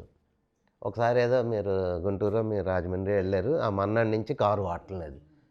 ఒక 5-6 ఏళ్ళ తర్వాత మీరు ఆ కారు మళ్ళీ తీసి స్టార్ట్ చేస్తే స్టార్ట్ అవుతుందా? తప్పు ఎవరిది, కారుదా మీదా? అంటే దాన్ని వదిలేసాం. దేవుడు మనకి ఇచ్చాడు, మంచి బాడీ ఇచ్చాడు, మంచి ఎనర్జీ ఇచ్చాడు, మనం వాడలేదు. వాడకపోతే ఎవరికి నష్టం? ఫస్ట్ గుళ్ళోకి వెళ్తారు చాలామంది, అయ్యయ్యో యోగా నేను 4 రోజులు రాలేనండి, నేను అక్కడ పూజ చేయాలని. గుడి కన్నా ముందు ఫస్ట్ దేవాలయమే మనకి, మన బాడీయే మన దేవాలయం. ముందు దీన్ని కాపాడుకో, దీన్ని పూజించు, తర్వాత నువ్వు గుడికి వెళ్ళు, దేవుడి దండం పెట్టి కొబ్బరికాయ కొట్టు. దీనికేం కొబ్బరికాయ కొట్టక్కర్లేదు, దీనికేం దండం పెట్టక్కర్లేదు. ఒక్కసారి అటు ఇటు వంచు, 4 పార్ట్లని కంప్లీట్ యాక్టివ్గా చేయి. ఇది రోజంతా మిమ్మల్ని యాక్టివ్గా చేస్తుంది. నువ్వు 100 గుళ్ళకి వెళ్ళు, నీకేం కాళ్ళు నొప్పి పెట్టవు. నేను ఉన్నాను, మార్నింగ్ 5కి లేస్తాను. 5కి ఇంకా ఆటోమేటిక్గా అలవాటు అయిపోయింది నాకు. ఇంక 5కి లేచి బ్రష్ చేసుకుని ఫ్రెష్ అప్ అయిపోయి వెంటనే యోగాకి వెళ్ళిపోతే ఆ రోజు నాకు ఏదో డల్ అయిపోయినట్టు ఉంటుంది. సో ఇది ముఖ్యంగా ఆడవాళ్ళలో చాలా ఇంపార్టెంట్. వాళ్ళకి ఎక్కువ ఏంటంటే ఈ ఫ్యాట్ అక్యుములేషన్ థైస్ దగ్గర, చెస్ట్ దగ్గర, లేకపోతే ఇక్కడ అవుతుంది. దీనివల్ల ఏమవుతుందంటే ఈ పార్ట్ లోపల చాలా పార్ట్లు ఉంటాయి కదా, హార్ట్, లంగ్స్, కిడ్నీస్, లివర్. ఈ కొవ్వు పెరగడంతో ఏంటంటే వాటిని నొక్కేస్తుంది. ఆ ప్యాంక్రియాస్ పనిచేయదు, లివర్ పనిచేయదు, లివర్ మీద ఫ్యాట్ అక్యుములేట్ అయిపోతుంది. సో అలా జబ్బులు స్టార్ట్ అవుతాయి. మీరు హ్యాపీగా హెల్తీగా, ఈవెన్ పిల్లలు పుట్టడం లేదండి ఇప్పుడు ఇండియాలో పిల్లల ప్రాబ్లం చాలా పెద్దదైపోయింది. ఇంకో విషయం చెప్తే మీరు నమ్మరు, జపాన్లో స్కూల్స్ మూసేశారు. 8 లక్షల మంది ఏమోని పుట్టేవారు అట్లా, ఇప్పుడు 4 లక్షలకు వచ్చింది సంవత్సరానికి. అంటే పిల్లలు న్యూ జనరేషన్ లేదు, ముసలోళ్ళందరూ ఉన్నారు 90-95 ఏళ్ళు. ఏ పని చేయాలన్నా ముసలోళ్ళు ఏం చేయగలరు? వాళ్ళు తినేసి పడుకొని టీవీ చూసుకోవడం తప్ప ఇంకెందుకు పనికిరారు. యూత్ ఎక్కడుంటే ఆ యూత్కి అక్కడ డెవలప్మెంట్ ఉంటుంది. సో ఇది చాలా దేశాలు మన మన ఇండియన్స్కి పైన జాబులు రావడానికి కారణం కూడా ఏంటంటే వాళ్ళు మన యూత్ అక్కడికి వెళ్తుంది. అమెరికా ఎందుకు తీసుకుంటున్నాడు? అమెరికాలో అందరూ చాలామంది ముసలోళ్ళే, యూరోప్ అంతా ముసలోళ్ళే. మన వాళ్ళు ఉన్నారు. మనకి 47వ సంవత్సరానికి మన వాళ్ళందరూ ముసలోళ్ళు అయిపోతారు, పిల్లలు తగ్గిపోతున్నారు. అందుకని గవర్నమెంట్స్ కూడా ఏంటంటే పిల్లల్ని ఎక్కువ తీసుకోండి, మంచిగా పెంచుకోండి అని చెప్తున్నారు. ఓకే, మెయిన్ ఏంటంటే హెల్త్ ఇష్యూస్, డెలివరీ ఫ్రీగా అవ్వాలన్నా వాళ్ళకి ఈ క్యాన్సర్లు కూడా ఎక్కువైపోయాయి. ఆ క్యాన్సర్లు కూడా మన యోగాలో చాలా మటుకు, అంటే యోగాలో ట్రీట్మెంట్ అని కాదు, ఈ రెగ్యులర్గా యోగా చేసిన వాళ్ళకి జబ్బులు కొద్దిగా ముందుకు వెళ్తాయి. అంటే 100 ఏళ్ళు బతికేస్తాడు వీడికి ఇంకేం ప్రాబ్లం లేదని చెప్పను, కానీ ఎక్కువ కాలం మాత్రం వీళ్ళు ఆనందంగా బతికినంతకాలం బతకొచ్చు. మీరు చాలాసార్లు క్లాసుల్లో నాకు చెప్పారు, అన్నిట్లకంటే సూర్య నమస్కారాలు చేయండి, అది ది బెస్ట్. మీరు ఏమీ లేకపోయినా వేసే 12 టైమ్స్ అనే చేయండి చాలాసార్లు నాకు కూడా చెప్పారు. అవును, సూర్య నమస్కారాల్లో మొత్తం దగ్గర 12 ఆసనాలు కవర్ అవుతాయండి. అన్ని బాడీ పార్ట్లు కదులుతాయి. ఏం లేదు, బాడీ పార్ట్ని మన స్ట్రెచ్చింగే ఇంపార్టెంట్. స్ట్రెచ్చింగ్ అండ్ బెండింగ్ ఈ రెండు బాగా జరగాలంటే యోగా ప్లస్ ప్రాణాయామం. ప్రాణాయామం వల్ల లోపలికి మంచి ప్యూర్ ఆక్సిజన్ వెళ్తుంది. ప్రతి సెల్లు కూడా బతకాలంటే ఆక్సిజన్ ఇంపార్టెంట్. లోపలంతా కార్బన్ డైఆక్సైడ్, టాక్సిన్స్ తయారైపోతాయి. రాత్రి అంతా మనం పడుకుంటాం కదా, ఈ చెడు అంతా బయటికి తయారవుతుంది. చెడు ఏంటంటే ఎప్పుడు ఆ రంధ్రాలు అన్నట్లోంచి వెళ్ళిపోవాలి. ఎప్పుడైతే మోషన్ ఆగిపోయిందో వాడికి ప్రాబ్లం అవుతుంది. ఎప్పుడైతే యూరిన్ ప్రాబ్లం అయిందో, పూర్వం ఏం చేసేవారు, బాబు మోషన్ టెస్ట్ చేయించుకురా, యూరిన్ టెస్ట్ చేయించుకురా, లేకపోతే ఇది ఎట్టి చూసేవారు, స్కిన్ చూసేవారు. సో వీడికి ఇవన్నీ ప్రాబ్లం లేదనుకోండి, హ్యాపీగా ప్రాబ్లం ఉండదు. ఇవన్నీ రెక్టిఫై చేసుకోవాలంటే యోగా అనేది కంపల్సరీ మేడం. ఇప్పుడు ప్రపంచం మనల్ని ఫాలో అవుతుంది. ఇవన్నీ మనం ఎప్పుడు 4-5 సంవత్సరాల క్రితం చెప్పాం. నేను చెప్తే నమ్మరు, స్వీడన్ వెళ్ళాను. అక్కడ జిమ్కి వెళ్దామని అక్కడ మా బాబు వాళ్ళతో పాటు నేను వెళ్ళాను, మా కోళ్ళు. ఆ జిమ్లు అంటే వెయిట్లు ఎత్తేస్తున్నారు పొలమని, ఇంత మనం అంత 50 కేజీలు 100 కేజీలు ఎత్తేసి మళ్ళీ ఏమైనా ఎరగొట్టుకుంటే మనకు ప్రాబ్లం వద్దని నేను మ్యాట్ వేసుకుని పక్కన యోగా చేస్తున్నాను. 4-5 నా దగ్గరికి వచ్చారు. What you are doing yoga, I love it, we want to know అన్నాడు. ఎవరు చాలా పెద్ద పర్సనాలిటీస్ వాడికి ఎంత కుర్రాడు ఉన్నాడు. వాడిని ఏమని పెట్టేసి 50 కేజీలు బరువు ఎత్తించేస్తున్నాడు వాడు. నేను చెప్పాను, అరే యూఆర్ అన్నసలు ఓవర్ స్ట్రెచింగ్ ఎవరికి, let him do yoga. Yoga వల్ల ఏంటంటే మైండ్ కూడా బాగా వెంటిలేట్ అవుతుంది, పిల్లలకి జ్ఞాపకశక్తి పెరుగుతుంది. వాళ్ళు చదువుకుని 1 గంట చదివాడు అనుకోండి, ఒక హాఫ్ అన్ అవర్ వాడికి లోపలికి వెళ్తుంది. చాలామంది పుస్తకం అలా పట్టు కూర్చుంటారు, లోపలికి వెళ్దాం, మనం భయపెట్టడానికి, మనం భయపెడతామేమో అని వాళ్ళు చదువుతారు. సో చదివినట్టుగా వాళ్ళకి హ్యాపీగా వాళ్ళ మైండ్లోకి వెళ్తుంది. సో పూర్వం అందుకని గురుకులాలు ఎక్కడ ఉండేవి, ఎక్కడో అడవిలోనో ఏ డిస్టర్బెన్స్ లేకుండా ఉండేది. అవి లేవు కనుక మనమే 1 గంట యోగా మీరు ఎన్నింటికైనా చేయించండి. పొద్దుట మార్నింగ్ స్కూల్స్ అనుకోండి, మధ్యాహ్నం చేయించండి, లేకపోతే ఈవినింగ్ చేయించండి. ఒక 1 అవర్ మాత్రం చేయించండి, మీ కుర్రవాళ్ళలో మార్పు కనపడుతుంది. ఎవరికైనా సరే చెప్పేది నేను, ఇది నెగ్లెక్ట్ చేయకండి. ఎనీథింగ్, ఓ రోజు భోజనం మానేయండి, ఏం పర్వాలేదు. 4 రోజులు భోజనం మానేయండి. మన పొట్టి శ్రీరాములు గారు భోజనం లేకుండా దగ్గర ఎన్ని రోజులు బతికారు. కానీ యోగా లేకుండా మాత్రం మీరు మానద్దు. ఓకేనా? ఇది యాక్చువల్లీ బాగానే చెప్పారు, కానీ ఉపవాసం వల్ల ఎటువంటి ఉపయోగాలు ఉంటాయి? ఉపవాసం అంటే ఇంటర్మిటెంట్ ఫాస్టింగ్ అమ్మ. నేను ఎప్పుడు ఉపవాసం చేయలేదు, నిజంగా చెప్తున్నాను. ఎందుకంటే మన బాడీలో నాకు దాని ప్రకారం ఒక టైంకి మనం తినడం అలవాటు చేసుకుంటున్నాం. ఎక్కువ తినకండి. Morning eat breakfast like a king, తర్వాత lunch like a prince, and dinner like a pauper. ఈ 3 మాత్రం నేను ఫాలో అవుతాను. మార్నింగ్ బాగా తింటాను, ఇక్కడ యోగా చేస్తాను కదా, ఇంటికి వెళ్ళగానే వాట్ ఎవర్ బ్రేక్ఫాస్ట్ రెడీగా ఉంటే అది తింటాను. నేను అన్నీ తింటాను, నాకేం ప్రాబ్లం లేదు. ఇప్పుడు 60 సంవత్సరాల్లో నేను అసలు నేను సెలవు పెట్టింది ఓన్లీ ఒక్కసారి. అదేనా ఎప్పుడు బాంబేలో స్విమ్మింగ్ పూల్‌లో దిగితే చికెన్ పాక్స్ వచ్చింది ఆ వారం రోజులు తప్ప. ఇంక అసలు నాకు దేవుడు మనకిచ్చిన వరం అనుకోవాలి. ప్లస్ మనం కష్టపడుతున్నాం గనుక. సో, ఈ 1 అవర్ మాత్రం ప్లాన్ చేసుకోండి. ఏదో టైంలో ప్లాన్ చేయించండి. ఇది ప్రజలందరూ కూడా మెయిన్ జనాలందరికీ కూడా యూత్ మెయిన్. మీరు యోగా చేయించిన తర్వాత కంపల్సరీ అందరినీ ఓంకారం చెప్పిస్తారు. అసలు ఓంకారం చెప్పడం వల్ల ఎటువంటి మనకి బెనిఫిట్స్ ఉంటాయి? ఓంకారం అనేది ఏంటమ్మా, మనం నాభి దగ్గర నుంచి ఆ శబ్దాన్ని తీసుకొస్తాం. ఈ శబ్ద తరంగాలు మన బాడీలో ఉన్న ప్రతి పార్ట్ని కూడా ఒక వైబ్రేట్ చేస్తాయి. ఇప్పుడు గుడికి వెళ్తాం, గంట ఎలా కొడతాం, కొట్టగానే ఏమవుద్ది, ఈ ఆ రెజనెన్స్కి మనకు మైండ్ చాలా వెంటిలేట్ అవుతుంది. ప్లస్ బాడీ ఆ ఎఫెక్ట్. అందుకని గుళ్ళు పూర్వం అంతలాగా గుడి ఇంటికన్నా గుడి పదిలో అనేవారు. సో మన బాడీ కూడా ఓంకారం వల్ల దీర్ఘ ప్రాణాయామం ఇది. ఈ దీర్ఘ ప్రాణాయామం వల్ల ఏమవుతుందంటే మనిషి ఎక్కువ శ్వాసలు తీసుకున్నాడంటే 1 నిమిషంలో తక్కువ కాలం బతుకుతాడు. చాలామంది చూసారా, ఎగూపిరి దిగూపిరి కింద అలా అంటే వాడికి లైఫ్ స్పాన్ తగ్గుతుందన్నమాట. కొంతమంది గాలి తీసుకున్నట్టు తెలీదు, నిమిషానికి 15 కన్నా ఎక్కువ తీసుకున్నాడంటే వాడు డేంజర్ జోన్లో ఉన్నాడు. ఇంకా తగ్గించండి, 5, 6 మీరు ఊపిరి బిగబెట్టి ఎంతసేపు ఉండగలరు. కుంభకం ఉంటుంది. ఈ కుంభకం గాలి బిగించాలి, గాలి పీల్చుకోవాలి. లంగ్ అనేది బెలూన్ లాంటిది, అది అలా సాగదీసే కొద్దీ సాగుతుంది.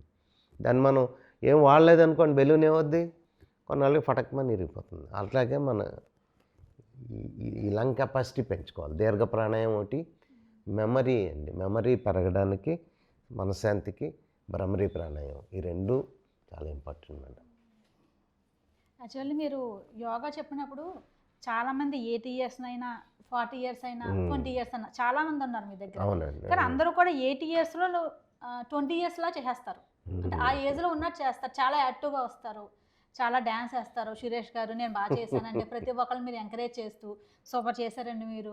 అసలు మోటివేషన్ ఇవ్వడం చాలా దేనికైనా అండి మోటివేషన్ ఇంపార్టెంట్ అండి. వాళ్ళు ఒక స్టేజ్కి వచ్చేసారు, 70 ఏళ్ళకి వచ్చారు.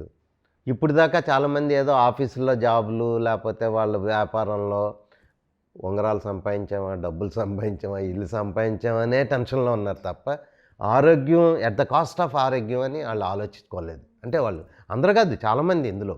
కానీ కాకినాడలో దగ్గర 6 లక్షలు 7 లక్షల పాపులేషన్ ఉంటుంది. ఎంతమంది పార్కులకి వెళ్తారు చెప్పండి? 9 పార్కులు ఉన్నాయి. 9 పార్కుల్లో 9×5 = 5,000 మంది వెళ్తారు. యోగా ఎంతమంది చేస్తారు? ఒక 500-600 మంది మ్యాక్సిమం, ఇంకా తక్కువే. మరి మిగతా వాళ్ళందరూ ఏం చేస్తున్నారు? జిమ్కి వెళ్ళే వాళ్ళు ఎంతమంది ఉంటారు? ఇంకో 1000. సో మిగతా వాళ్ళందరూ హ్యాపీగా ఇంట్లో పడుకుంటున్నారు. వాళ్ళ పని డబ్బు సంపాదించేసాం. 100 కోట్లు ఉన్నాయండి. ఒక కాలు పోయినోడు మళ్ళీ కాలు తెచ్చుకోగలడా? ఒరిజినల్ కాలు.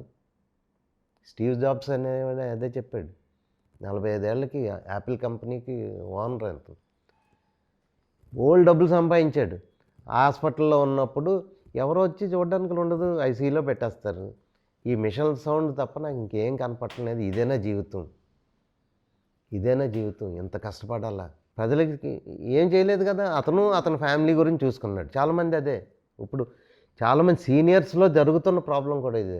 పిల్లల్ని చదివిచ్చేస్తున్నారు, పిల్లలు ఫారెన్ వెళ్ళిపోతున్నారు, వీళ్ళు ఇంట్లో కూర్చుంటున్నారు, మొగుడు పెళ్ళం, భయం. సో నేను పెట్టిన యోగా టీంల వల్ల అందరూ కలిపి ఒక చోటకు వస్తున్నారు. మార్నింగ్ కొన్ని చెప్తే నమ్మరు, స్కూల్ పిల్లలుగా 1/2 గంట 5 నిమిషాలు లేట్ అయిందని పరిగెట్టుకొచ్చేవాళ్ళు ఉన్నారు. వాళ్ళందరూ కూడా యాక్టివ్గా. కొంతమంది ఒక రౌండ్ వేయడానికి, నడవడానికి ఒక గంట చేసేవాళ్ళు. ఇప్పుడు యోగాలో బ్రహ్మాండమైన ఆసనాలు, శీర్షాసనం కూడా వేసాడు ఒక ఆయన, మన 75 ఏళ్ళు ఆయన. ఇంకా అంతకన్నా మనకి హ్యాపీనెస్ ఏం కావాలి చెప్పండి? అది కూడా ఏంటంటే అందరికీ ఒకలా చెప్పం. కొంతమంది ఏజ్ వాళ్ళ ప్రాబ్లమ్స్ ఉంటాయి. ఆల్రెడీ డయాబెటీస్ ఉన్నవాళ్ళు, లేకపోతే ఫ్రోజన్ షోల్డరు, లేకపోతే కిడ్నీలో రాళ్ళు, ఇలాంటి వాళ్ళకి ఏం చేయాలి, వాళ్ళు ముందు కనుక్కుంటాం. వాళ్ళ హిస్టరీ అడిగి, ఏంకమ్మా మీ ప్రాబ్లం ఏంటి. కొంతమంది బైపాస్ చేసుకున్న ఆవిడ బ్రహ్మాండంగా చేస్తుంది ఇప్పుడు. ఎంత హ్యాపీ అండి అంతకన్నా. ఆవిడ అదే అంటుంది, ఇక్కడికి వచ్చిన తర్వాత ఒక ఆయనకి పైల్స్ ఉండేవి, నాకు పైల్స్ పోయేసరి చేయడం మొదలు. ఏం లేదు, మన మొబిలిటీని బట్టే ఉంటుంది అది. డైజెషన్ బాగుందనుకోండి ఏ ప్రాబ్లం ఉండదు. యాక్చువల్లీ ఇప్పుడున్న నాకు తెలిసిన వరకు కొంతమంది ఏమో సాల్ట్ తినకూడదు, పచ్చి కూరగాయలు తినాలంటారు. కొంతమంది కొబ్బరి నూనె డైట్ చెప్పారండి. కొంతమంది జిమ్కి వెళ్తే ప్రోటీన్ తినాలి, నాన్ వెజ్ బాగా తినాలంటారు. కొంతమంది ఏమో ఏమి వద్దు, ఉపవాసం అంటే అన్నీ పోతాయి అంటారు. అసలు ఏది మనం ఫాలో అవ్వాలి? Good, very good question. ఏది అసలు ఇది ఈ కన్ఫ్యూజన్ చాలా మందిలో ఉంది ఇది. ఇప్పుడు సోషల్ మీడియా వచ్చిన తర్వాత నా 42 ఏళ్ళ ఎక్స్పీరియన్స్లో చెప్తున్నాను.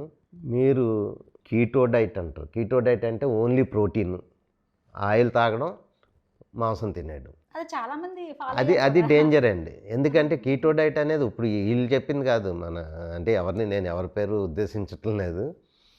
ఇది ఎప్పటి నుంచో ఉంది. ఇది డాక్టర్లే వద్దన్నారు. ఎందుకంటే ప్రోటీన్ ఒకటి తినేయడం వల్ల మన కిడ్నీస్ అరిగించుకోలేవు. మనం ఏదైనా బ్యాలెన్స్డ్గా చేయాలండి. ఈవెన్ వెస్ట్రన్ కంట్రీస్ అంటే వాళ్ళ క్లైమేట్ వేరు, వాళ్ళ జీన్స్ వేరు, వాళ్ళు ఎక్కువ ప్రోటీన్ తింటారు. అలాగని మనం ఇక్కడ ప్రోటీన్ ఇక్కడ ఏంటిది, చికెన్ తింటున్నారు అనుకోండి, చికెన్ ఇంజెక్షన్ ఇవ్వగానే అంత అయిపోతుంది. అదేమని వీడు తెచ్చుకుంటున్నాడు, రోజు వండేస్తున్నారు. చాలామంది రోజు వండుతున్నారు.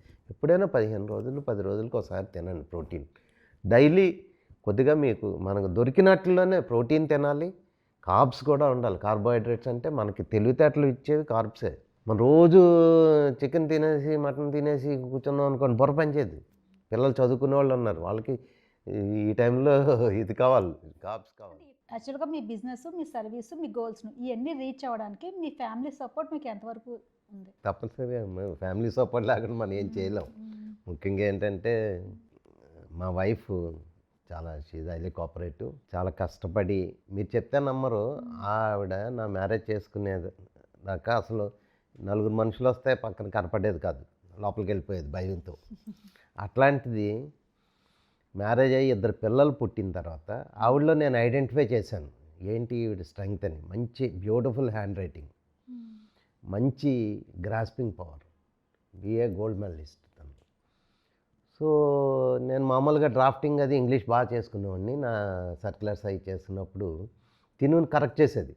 అరే ఇంత మరి నాలెడ్జ్ ఉండి నువ్వు ఎలా ఉండవేంటని అప్పుడు గ్రూప్ 2 ఎగ్జామ్కి నేను కోచింగ్ ఇవ్వడం పెట్టాను సార్. బలవంతాన్ని పెట్టాను వెళ్ళనంటే. వెళ్ళిన తర్వాత షీ వాజ్ టాపర్ దేర్. కాకినాడలో ఆ కోచింగ్ అప్పుడే చెప్పాడు, సార్ మీ మేడం చాలా బాగా చదువుతున్నారు, చాలా గ్రాస్పింగ్ అని. సో గ్రూప్ 2 ఎగ్జామ్ అయిపోయింది, ఎగ్జామ్ రాసింది. తనకి రిక్రూట్మెంట్ కూడా 2005లో వచ్చింది. అది కూడా ఒక విధంగా నేను బిజినెస్ స్టార్ట్ చేయడానికి, ఎందుకంటే ఒక పక్కన మనకి కొంచెం సపోర్ట్ ఉంటే రేపు పొద్దున్నే బిజినెస్లో ఏమైనా దెబ్బతిన్నా కూడా కొద్దిగా కాసుకుంటుంది అన్న ఉద్దేశంతో ఆవిడ సపోర్ట్ డెఫినెట్గా ఉంది. She the deputy assistant commissioner now. తన గ్రోత్ కూడా నాకు 2 పిల్లలు. పెద్ద బాబు ఏమని ఎంఎస్ స్వీడన్లో చేశాడు, ఎంఎస్ అక్కడే చేశాడు. ఈ గాట్ మ్యారీడ్, ఇది వర్కింగ్ ఫర్. ఇంకోటి ఏంటంటే మీకు అంటే పాడ్కాస్ట్ ఏ కాస్ట్ అని పాడ్కాస్ట్ కంపెనీకి సీనియర్ డెవలప్మెంట్ సాఫ్ట్వేర్ ఇంజనీర్. అతను ఈ blessed with daughter, grand daughter కూడా. రెండో అబ్బాయి కూడా బీటెక్. ఆయన నా బిజినెస్ నెక్స్ట్ ఇంకా అతనికి చెప్పేసి నేను కూడా మోర్ ఆఫ్ సర్వీస్కి వెళ్ళిపోదామని కూడా నా ప్లాన్లో ఉన్నాను. ఎందుకంటే ఇన్నాళ్ళు ఫ్యామిలీ గురించి నా గురించి కష్టపడ్డాను. ఇప్పుడు 10 మందికి మనం ఎలా ఉపయోగపడాలి, ఇంకా చాలా డ్రీమ్స్ ఉన్నాయి నాకు. మంచి అనాథాశ్రమాలు, వృద్ధులకి వృద్ధాశ్రమం ఇట్లాంటివి కూడా ప్లాన్ చేసి, even God permits I may also do it. ఆ విధంగా ముందుకి ఇంకా ఫైనల్ వెళ్తున్నప్పుడు మనం కొద్దిగా ఆధ్యాత్మికంగా వెళ్తాం కనుక ఇట్లా సర్వీస్ ఓరియంటెడ్. ఇన్నాళ్ళు కమర్షియల్గా వెళ్ళాం, కొద్దిగా సర్వీస్ చేసాం, ఇంకా ఎక్కువ టైం డెడికేట్ చేయాలి. అది నా ప్లాన్. యాక్చువల్గా బిజినెస్, సర్వీస్ మీ గోల్, ఇవన్నీ బ్యాలెన్స్ చేసుకుంటూ మీ లైఫ్లో సక్సెస్ అయ్యారు. కానీ మాలాంటి వాళ్ళకి మీకు ఇచ్చే సజెషన్ ఏంటి? మీరు అడిగింది business, service and me goal. నా గోల్ బిజినెస్ సర్వీసు కూడా ఇంటర్లింక్డ్ అండి, గోల్ కూడా ఇంటర్లింక్డే. నేను బిజినెస్ ఎందుకు చేస్తున్నాను, ప్రజలకు సేవ చేద్దామని కొద్దిగా. అంటే బిజినెస్ డబ్బులు సంపాదించడంతో పాటు కొన్ని ప్రాణాలు కాపాడడం. యాక్చువల్గా నేను కంపెనీ స్టార్ట్ చేసినప్పుడు మందుల రేట్లు బాగా తగ్గించి అందరికీ అందుబాటులో చేద్దామని చేశాను. ఈ లైఫ్ సేవింగ్ కదా, ఒక్కొక్క ఇంజెక్షన్ 4,000 5,000 ఉండే, వాటిని ఎంత తగ్గించి మనం అమ్మగలమా, ప్రజలకి ఎక్కువ మందికి రీచ్ అవ్వాలి. ఇంకోటి ఏంటంటే ఇవన్నీ పెద్ద పెద్ద కార్పొరేట్ హాస్పిటల్లోనే పెద్ద సిటీస్లోనే ఉండేవి. ఈ కాకుండా పల్లెటూర్లకు కూడా వెళ్ళాలి. ఇప్పుడు తుని కానీ, గొల్లప్రోలు కానీ, ఇలాంటి ఊర్లు, కామారెడ్డి, ఆదిలాబాద్ ఇలాంటి ఊర్లకి వెళ్ళాలనే ఉద్దేశంతో నేను ఈ మంచి మంచి పవర్ఫుల్ యాంటీబయాటిక్స్ అక్కడ కూడా వెళ్ళాలని నా నెట్వర్క్తో నేను స్టార్ట్ చేశాను. ఇంకోటి ఏంటంటే ఇది సర్వీస్. ఆ ప్రజలకి ఇప్పుడు సడన్గా యాక్సిడెంట్ అయింది, ఆ పేషెంట్కి వెంటనే ఇంజెక్షన్ ఇవ్వాలి. అనకాపల్లి నుంచి వైజాగ్ తీసుకెళ్ళే లోపల పోతాడు మధ్యలో. సో ఇక్కడ డాక్టర్కి తెలిసిందని ఆ ఇంజెక్షన్ ఉందనుకోండి, ఇక్కడ ఒక ఇంజెక్షన్ చేసేసి బాబు వైజాగ్ పెద్ద డాక్టర్ దగ్గరికి తీసుకెళ్ళు, ఈ లోపల వాడు ప్రాణం కాపాడుతాం మనం. సో ఆ ఉద్దేశంతో మేము ఈ డ్రగ్స్ని స్టార్ట్ చేసాం. ఇంకోటి ఏంటంటే సర్వీస్. అల్టిమేట్గా అండి ఒక స్టేజ్ వచ్చిన తర్వాత ఒక మనిషి సాయం చేసుకోవాలి. సర్వీస్ అంటే ఏంటి? నేను మీకు హెల్ప్ చేయడం, లేదంటే 10 మందికి హెల్ప్ చేయడం. ఎంతమందికి వీలైతే అంత. Live and let live. అంటే మనం బతకాలి, పక్క వాళ్ళని కూడా బతకనివ్వాలి. ఇది నా ఐడియాలజీ. అంతేగాని వాడి దగ్గర ఉంది లాగేసుకుందాం, అంతా పోగు చేసుకుందాం. మనకి నీ దగ్గర ఉంది, నీకు వీలైతే కొంచెం పెట్టు, అడిగి భోజనం లేదు పెట్టు. కొంతమంది ఎడ్యుకేషన్కి హెల్ప్ చేశాను నేను. వాళ్ళు యూజ్ చేసుకుంటే మంచిగా ఉంటారు, మిస్యూజ్ చేసుకుంటే పోతారు. వాళ్ళకి ఫీజులు కట్టి వాళ్ళకి అన్నీ చేసి అలా చేసాం. కొన్నట్లో మనకి బ్యాడ్ ఎక్స్పీరియన్స్లు కూడా దొరుకుతాయి. మోసం చేసి మన దగ్గర అబద్ధాలు చెప్పి డబ్బులు పట్టుకుపోయి పాటు చేసుకున్న వాళ్ళు ఉంటారు. కొంతమంది డెవలప్ అయ్యి వాళ్ళు ఉద్యోగాల్లో డెవలప్ అయిన వాళ్ళు ఉంటారు. సో సర్వీసు, బిజినెస్ అల్టిమేట్గా ఏంటంటే మన గోల్ మాత్రం ఎంతమందికి ఉపయోగపడడం. ఏం ఉండదండి లాస్ట్లో. నేను చాలామంది చూశాను, పెద్ద పెద్ద డబ్బు ఉన్నవాళ్ళు కోట్లు సంపాదించేసి లాస్ట్లో పిల్లలు ఈవెన్ ఇక్కడికి వస్తుంటే చదివింది అదే. రేమాండ్స్ కంపెనీ ఉంది. రేమాండ్స్ అంటే ఎంత పెద్ద కంపెనీ. ఆయన సింగాని అని ఆయన స్టార్ట్ చేశాడు. కొన్ని వేలు కోట్లు కొడుక్కి ఇచ్చాడు. కొడుక్కి మొత్తం ఆస్తి అంతా రాసి ఇచ్చాడు. ఆ కొడుకు ఏం చేశాడు? వీడిని బయటికి తోసాడు తండ్రిని. ఆ తండ్రి అన్ని వేలు కోట్లు ఉన్న తండ్రి ఈవేళ అద్దెంట్లో ఉంటున్నాడు. ఈవేళ కావాలంటే చూడండి పేపర్లో మీరు. రీసెంట్గా చూసానండి. ఇది ఇట్స్ ఎ ఫ్యాక్ట్. ఇది ఒక ఎగ్జాంపుల్. ఇది ఇలాంటివి చాలా ఉన్నాయి. సో ఆ టైంకి మన పిల్లలు కాదు, మనకి 10 మంది కావాలి. అప్పుడు ఈవేళ మా టీంలో కూడా ఏంటంటే ఒక పెద్దవాడికి ఎవరికైనా ప్రాబ్లం ఉంది అనుకోండి, మిగతా 20-30 మంది వెళ్ళిపోయి ఏమో ఎలా ఉన్నారు, మీకు ఏమైనా ప్రాబ్లం ఉందా అనగానే నిన్నే జరిగింది. ఆవిడ దండం పెట్టేసి అయిపోయి నన్ను ఎవ్వరు, వాళ్ళిద్దరు పిల్లలు అమెరికాలో ఉన్నారు. She felt so happy. మీరు వచ్చిన తర్వాత నాకు నిజంగా ధైర్యం వచ్చిందండి, 10 మంది నా వెనకాల ఉన్నారు అన్న ధైర్యమే మనం ముందుకు తీసుకెళ్తుంది. సో అలాంటి ధైర్యం మనం ఎంతమందికి ఇవ్వగలం? దానికి ప్రజల సహకారం ఉండాలి, స్నేహితుల సహకారం ఉండాలి, అందరి సహకారం ఉంటే ఇంకా ఎక్కువ మందికి మనం యూస్ఫుల్ అవ్వాలి. మనం బతుకుతూ 10 మందిని బతికించడం, అది నా goal. Okay madam, thank you so much. Thank you అండి. మీరు పిలవగానే వచ్చి చాలా మంచి విషయాలు చెప్పారు. చాలా మంచి ఉద్దేశంతో మీరు స్టార్ట్ చేశారు కనుక wish you all the success. Me channel బాగా పెరగాలి, ఎక్కువ మంచి విషయాలు, మంచి వ్యక్తులకి మంచి ఇంటర్వ్యూ చేసుకుని ప్రజలకు వెళ్ళాలని కోరుకుంటూ థ్యాంక్ యూ వెరీ మచ్.